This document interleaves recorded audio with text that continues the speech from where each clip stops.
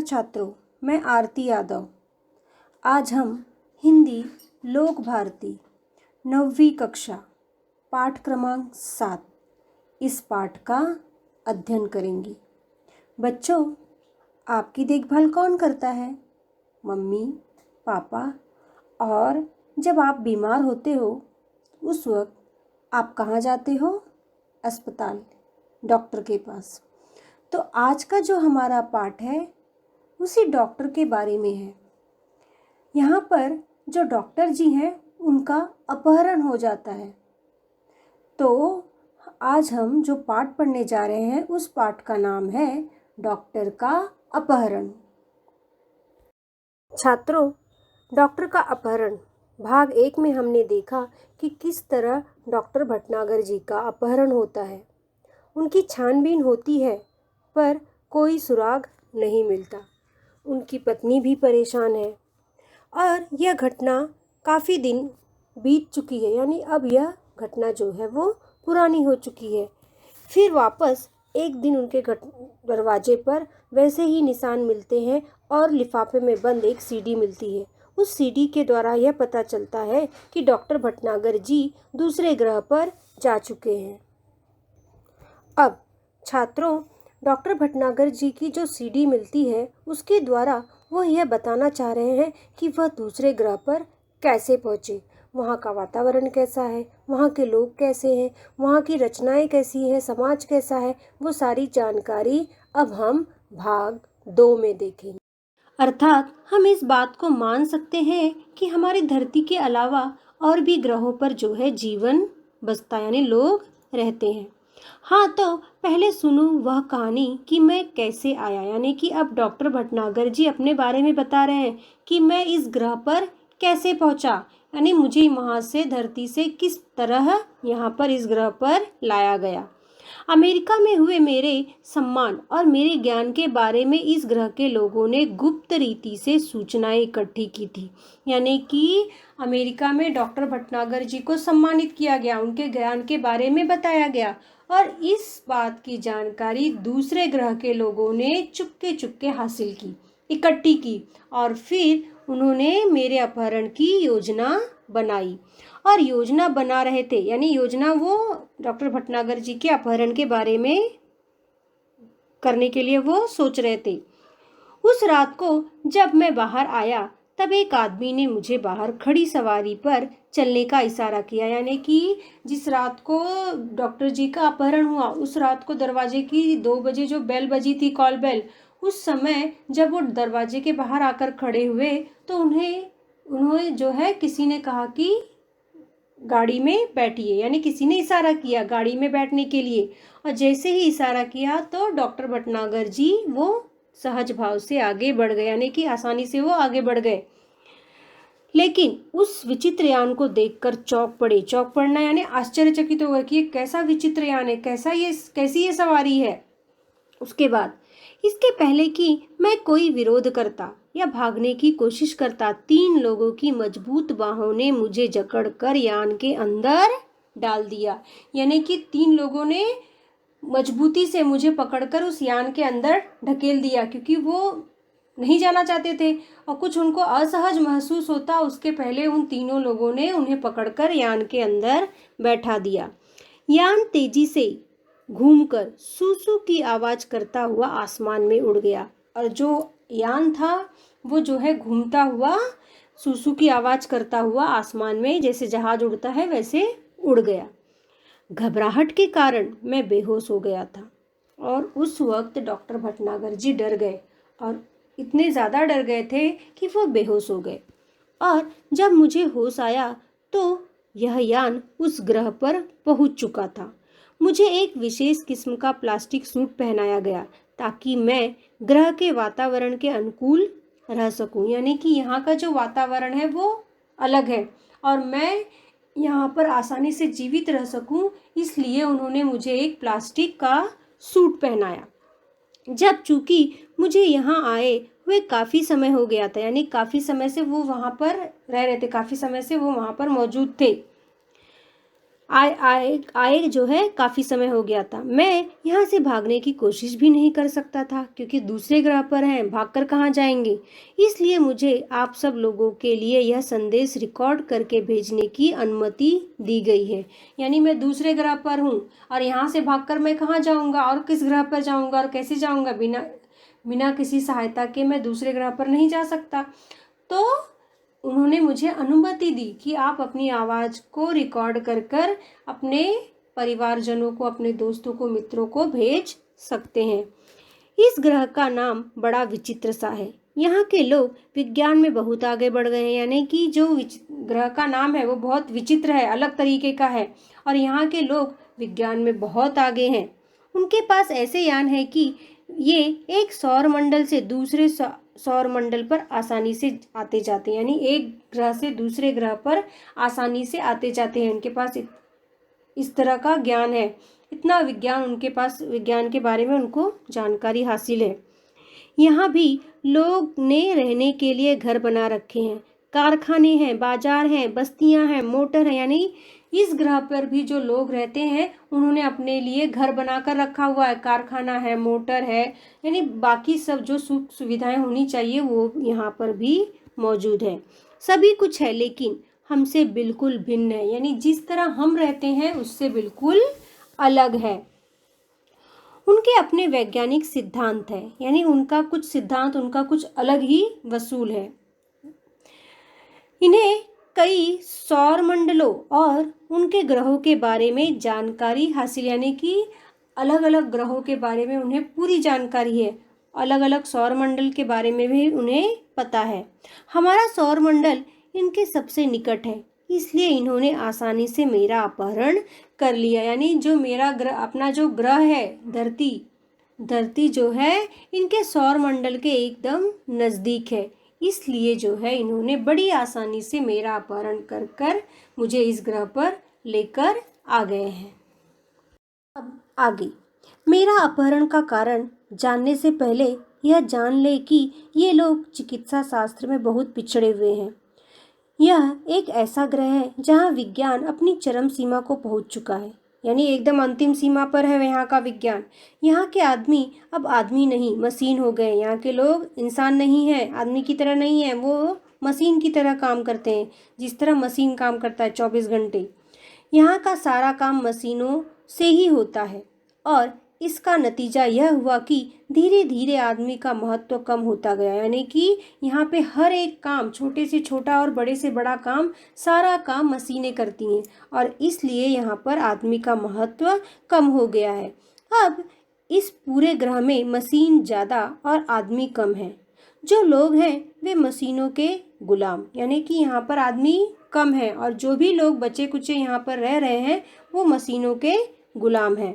दूसरी ओर यहाँ के लोगों को एक विचित्र तरह का सड़न रोग होने लगा है, यानी कि यहाँ के लोगों को एक रोग होने लगा है, सड़न रोग, यानी शरीर का भाग जो है सड़ने लगता है। शरीर का कोई अंग अचानक सड़ना शुरू हो जाता है, यानी कि कोई भी अंग शरीर का जो है सड़ना शुरू हो जाता है, सड़ने लगता है और फिर वह आदमी मर जाता है और धीरे धीरे सड़ते सड़ते वह आदमी खत्म हो जाता है, मर जाता है। इस रोग का इलाज इन्हें अब तक नहीं मालूम हो सका है, लेकिन इस रोग का कारण वे मशीन ही है, यानी कि इस रोग का इलाज किस तरह करना चाहिए इनको अभी इलाज नहीं पता है। लेकिन इस रोग का जिसके कारण यह रोग होता है वो कारण क्या है? मशीनें ही हैं जो इन्हें नाकारा बनाए हुए हैं, यानी कि मशीनों के कारण यहाँ पे आदमियों का महत्व घट गया है, इसलिए यहाँ पे आदमी जो इंसान है वो नाकारा बन गया है, बिना काम का। यहाँ के वैज्ञानिकों ने मेरे बारे में सुना, उन्होंने सोचा कि क्यों न मुझे यहाँ बुलाया जाए। तब कोई ऐसी तरकीब सोची जाए कि सड़ा हुआ अंग काटकर उसके स्थान पर दूसरा अंग लगा दिया जाए, यानी कि जो भाग सड़ने लगता है उस भाग को काटकर उस जगह पर दूसरे अंगों का प्रयोग करके लगाकर आदमी को जीवित रखा जाए। बस इसी कारण मेरा अपहरण हुआ, यानी कि इसी रोग का इलाज ढूंढने के लिए इस ग्रह के वैज्ञानिकों ने मेरा अपहरण किया। आज मैं यहाँ बैठकर सोच रहा हूँ कि हमारी पृथ्वी पर भी विज्ञान तेजी से उन्नति कर रहा है, यानी कि जो हालत इस ग्रह पर है, यहाँ पर विज्ञान बहुत विकसित है। तो ऐसा ही वातावरण हमारी पृथ्वी पर भी है, वहाँ पर भी विज्ञान का विकास हो रहा है। उद्योगों के विकास में मशीनों की संख्या बढ़ रही है। मशीनों और कारखानों में से वातावरण दूषित हो रहा है, यानी कि यहाँ पर भी जो है, धरती पर भी, पृथ्वी पर भी बहुत सी मशीनें बढ़ रही हैं, कल कारखाने बढ़ रहे हैं, जिसकी वजह से हमारा जो वातावरण है, जो हमारी जो जलवायु है, वो प्रदूषित हो रही है, वातावरण प्रदूषित हो रहा है। और वह अब सब अगर इसी तरह जारी रहा और ज़्यादा मात्रा में हुआ तो पृथ्वी पर भी ऐसा ही दिन आने में देर नहीं लगेगा। यानी इसी तरह अगर मशीनें बढ़ती रही, कल कारखाने बढ़ते रहे, वातावरण प्रदूषित होता रहा, तो एक ना एक दिन ऐसा जरूर होगा, जिस तरह इस ग्रह पर आदमी नाकारा हो गया है, सड़न का रोग पैदा हो गया है, उसी तरह पृथ्वी पर भी होने लगेगा। आज भी पृथ्वी पर कैंसर, दिल की बीमारियां, तनाव के कारण होने वाली बीमारियां, ब्लड शुगर आदि इस भविष्य का संकेत, यानी इसी के कारण होने लगे हैं। यह वातावरण प्रदूषित होने लगा है, जिसके कारण जो है कैंसर, दिल की बीमारी, तनाव के कारण होने वाली जो टेंशन में जो बीमारियां उत्पन्न होने लगी हैं, पैदा होने लगी है, ब्लड शुगर होने लगा है। तो ये जो है हमारे भविष्य का संकेत है कि आगे इससे बड़ा कुछ ना हो। इस ग्रह के लोग इन सभी मुसीबतों से गुजर चुके हैं, लेकिन इन पर ध्यान नहीं दिए। यानी ये सारी चीज़ें इस ग्रह के लोगों ने देखा है, उनके ऊपर बीती है, और इस चीज़ को उन्होंने इग्नोर कर दिया, छोड़ दिया, और इसी का नतीजा है कि आज ऐसी स्थिति आ गई है। अब स्थिति यह है कि अगर तुरंत कोई उपचार न किया गया तो शायद यहाँ के इंसानों का नामो निशान मिट जाएगा। अब हालत ऐसी हो गई है, यानी ऐसी अवस्था आ गई, ऐसा समय आ गया है कि अगर उस पर ध्यान नहीं दिया गया, अगर उसका इलाज नहीं ढूंढा गया, खोजा गया, तो यहाँ के लोगों का नामो निशान खत्म हो जाएगा। यहाँ बस ऊंची ऊंची इमारतें, बड़े बड़े कारखाने, चिमनियाँ और दैत्याकार मशीनें, दैत्याकार यानी बड़ी बड़ी मशीनें यहाँ रह जाएंगी और लोग खत्म हो जाएंगे। अब यहाँ पे परिस्थिति ऐसी हो गई, यानी ऐसी स्थिति आ गई है कि लोगों का नामो निशान खत्म हो जाएगा अगर उन्होंने इस बीमारी का इलाज नहीं ढूंढा या खोजा। तो एक न एक दिन ऐसा पृथ्वी पर भी आएगा जहाँ पर जो है ऐसी स्थिति आ सकती है कि मशीनें ही रह जाएंगी, आदमी का नामो निशान खत्म हो जाएगा। अब आप सोच रहे होंगे कि जो देश विज्ञान में इतना आगे बढ़ चुका है, वह चिकित्सा शास्त्र में इतना पीछे कैसे रह गया। यानी कि जिसका विज्ञान इतना विकसित है, विकास कर चुका है, वह चिकित्सा शास्त्र यानी मेडिकल में इतना पीछे कैसे है, दवाइयों में इतना पीछे कैसे है। इसका कारण यह रहा है कि यहाँ के निवासियों का शरीर बहुत मजबूत होता है। क्या कारण बताया डॉक्टर जी ने? यहाँ के आदमी का जो शरीर है, हमारे यहाँ के आदमियों के शरीर से बिल्कुल अलग है। यहाँ के आदमियों का शरीर काफ़ी मजबूत है। उसकी ऊपरी चमड़ी मोटे प्लास्टिक जैसे पदार्थ की बनी होती है। इस पर हवा, पानी या मिट्टी का कोई असर नहीं होता। यानी उनके शरीर की जो बनावट है, उनके ऊपर का जो स्किन है, जो चमड़ी है, वह प्लास्टिक जैसे मजबूत चीज से बनी होती है और जिस पर हवा, पानी, मिट्टी इसका कोई प्रभाव नहीं पड़ता। यहाँ हाँ, जब ये बच्चे रहते हैं तब अवश्य यह चमड़ी नरम रहती है, लेकिन बाद में धीरे धीरे वह सख्त हो जाती है। यानी जब बच्चा पैदा होता है उस वक्त जो चमड़ी होती है वह नाजुक होती है, मुलायम होती है, कोमल होती है, नरम होती है। लेकिन जैसे जैसे वह बड़ा होता है वह चमड़ी जो है मजबूत होती जाती है, सख्त हो जाती है। यहाँ की जलवायु का प्रभाव, यानी यहाँ का जो वातावरण है, यहाँ की जो जलवायु है, उसके प्रभाव के कारण ही वह चमड़ी मोटी हो जाती है। यहाँ लोग बीमार भी नहीं पड़ते, इसलिए इन्हें चिकित्सा की ज़रूरत ही नहीं पड़ती।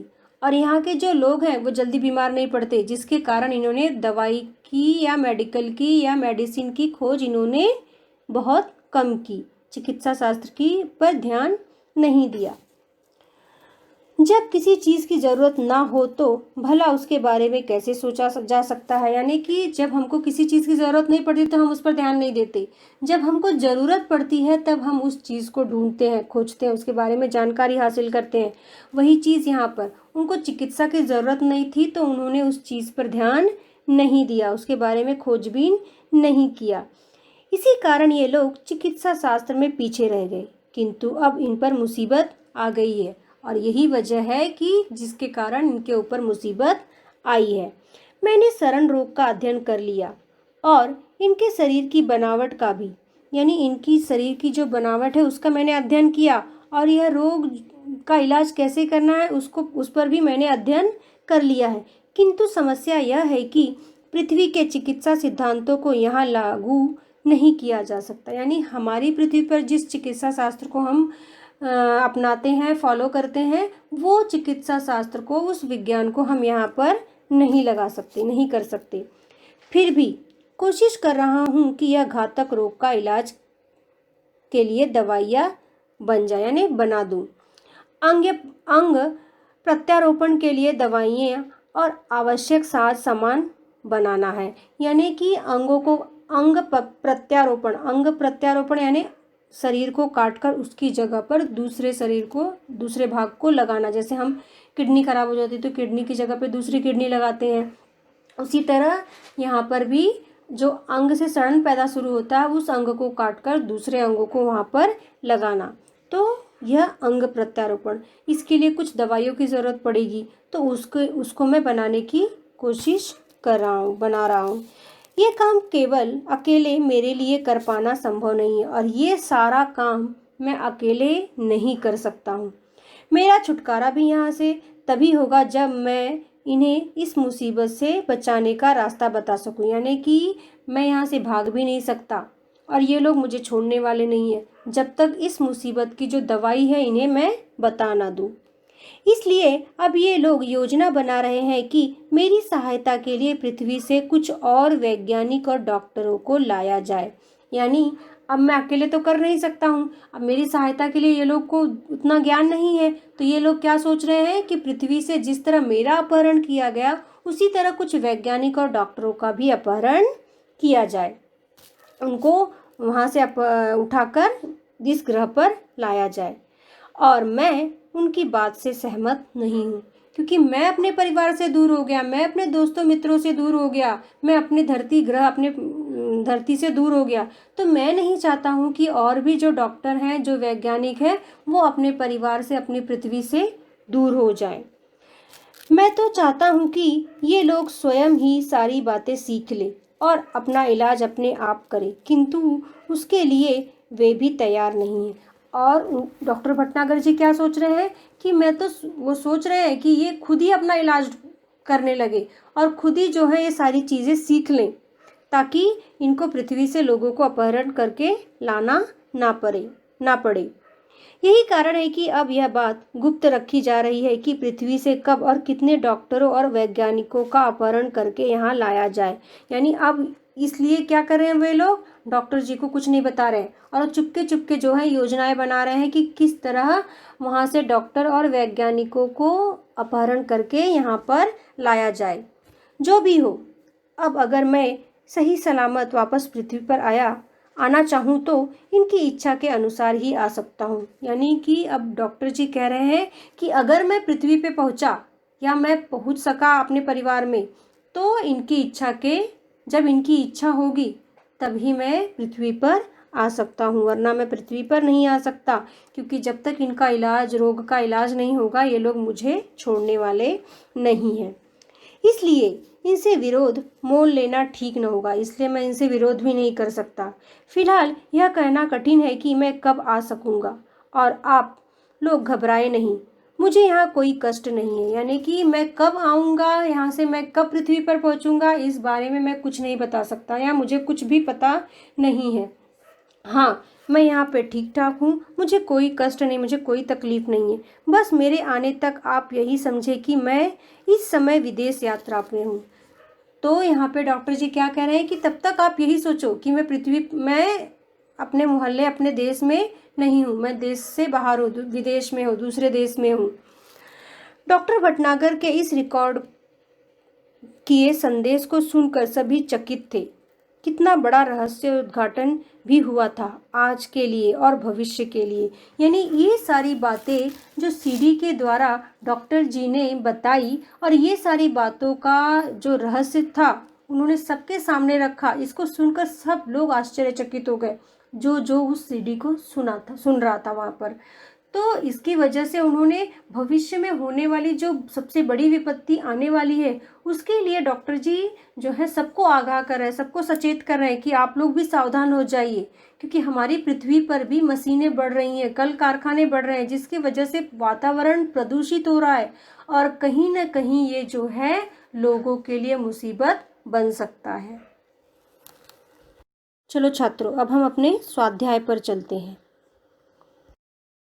प्रश्न क्रमांक 1, सूचना के अनुसार कृतियाँ कीजिए। नंबर 1, ग्रह पर भिन्नता दर्शाने वाले घटक, यानी ग्रह पर किस तरह कौन कौन से ऐसे घटक हैं जिससे भिन्नता दिखाई दे रही है। जैसे उत्तर हमने क्या दिया यहाँ पर, पहला घर, दूसरा कारखाने, तीसरा बाजार, चौथा मोटरें और पांचवा बस्तियाँ, यानी वहाँ के घर, कारखाने, बाजार, मोटर गाड़ी और बस्तियाँ किस तरह अलग हैं हमारे ग्रह से।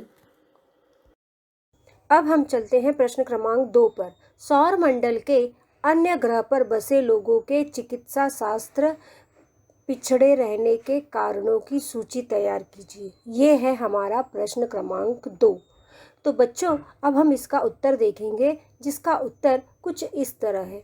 नंबर 1, वहाँ के लोगों का शरीर बहुत मजबूत होता है। नंबर 2, वहाँ के लोग कभी बीमार नहीं पड़ते। 3, उनके शरीर की ऊपरी चमड़ी जो है मोटे प्लास्टिक जैसे पदार्थ की बनी होती है। नंबर 4, उनकी चमड़ी पर हवा, पानी या मिट्टी का कोई असर नहीं होता। तो ये सारे कारण हैं जिसके कारण जो है दूसरे ग्रह के जो लोग हैं उनको चिकित्सा शास्त्र की ज़रूरत नहीं पड़ी, इसलिए वो चिकित्सा शास्त्र में पिछड़े हुए हैं, अर्थात पीछे हैं। चलो छात्रों, अब हम चलते हैं प्रश्न क्रमांक 2 पर। आज का इंसान मशीनों का गुलाम बन गया है, इस विषय पर अपने विचार लिखिए। तो बच्चों, आगे बढ़ने के चक्कर में किस तरह मनुष्य जो है वो मशीनों का कठपुतली बनकर रह गया, यानी वो मशीनों के आगे झुक गया है और हर जगह आज मशीनें ही काम कर रही हैं, चाहे घर छोटे से छोटा काम हो, चाहे बड़े से बड़ा काम हो। आगे बढ़ने के चक्कर में लोगों ने जो है मशीनों का उपयोग शुरू कर दिया है और मेहनत के बल पर जीना इंसान छोड़ दिया है। तो इस तरह बच्चों आप इस विषय पर अपने विचार लिख सकते हैं। यहाँ पर आप उदाहरण भी दे सकते हैं, जैसे बहुत से बड़े बड़े काम जो बड़ी बड़ी मशीनें करती थी, आदमी करते थे बड़े बड़े काम, आज जो बड़ी बड़ी मशीनें कर रही हैं। उसी तरह हम घर के भी छोटे मोटे काम भी जो है घर की औरतें और हम करते थे, वो भी आज मशीनें करती। जैसे अभी छोटा सा काम हुआ, मसाला पीसना हुआ, तो भी हम क्या यूज़ करते हैं, मिक्सर का उपयोग करते हैं। और कपड़ा देना हुआ, मशीन का यूज़ हो रहा है, वॉशिंग मशीन यूज़ हो रही है। तो हर जगह आज मशीनें यूज़ हो रही है। उसी तरह बड़े बड़े कारखानों में भी बड़ी बड़ी दैत्याकार मशीनें उपयोग की जाने लगी है। इससे समय तो बचता है, यानी जो मजदूर महीनों में वो काम पूरा करते थे, आज मशीनों के द्वारा कई दिनों में, 2-4 दिनों में, यानी कई घंटों में भी पूरे किए जा सकते हैं। तो इस तरह समय तो बच रहा है, लेकिन इंसान जो है वो बेकार हो रहा है और हर जगह दैत्याकार मशीनें जो है दिखाई देने लगी हैं। इसलिए कहा जाने लगा है कि आज का इंसान मशीनों का गुलाम बन चुका है। उसी तरह अब हम प्रश्न क्रमांक 2 पर चलते हैं। स्वास्थ्य की समस्या सभी जगह पाई जाती है, इस विषय पर अपने विचार लिखिए। बच्चों, जब बड़ी बड़ी मशीनों का उपयोग होने लगेगा और आदमी बेकार होने लगेगा तो बीमारियां तो होगी ही, यानी स्वास्थ्य की समस्या तो उत्पन्न होने वाली ही है, क्योंकि बड़ी बड़ी मशीनों के कारण जो है हमारी धरती पृथ्वी का जो वातावरण है वो प्रदूषित होता चला जा रहा है। जल प्रदूषण, वायु प्रदूषण और हर जगह जो है मिलावट ही मिलावट दिखाई दे रही है। खाने पीने की चीज़ों में भी मिलावट होती है, नकली दूध, नकली घी, चाय पत्ती सब नकली धड़ाधड़ से मार्केट में आता है और लोग उसको नहीं पहचान पाते, उसे खरीदते हैं।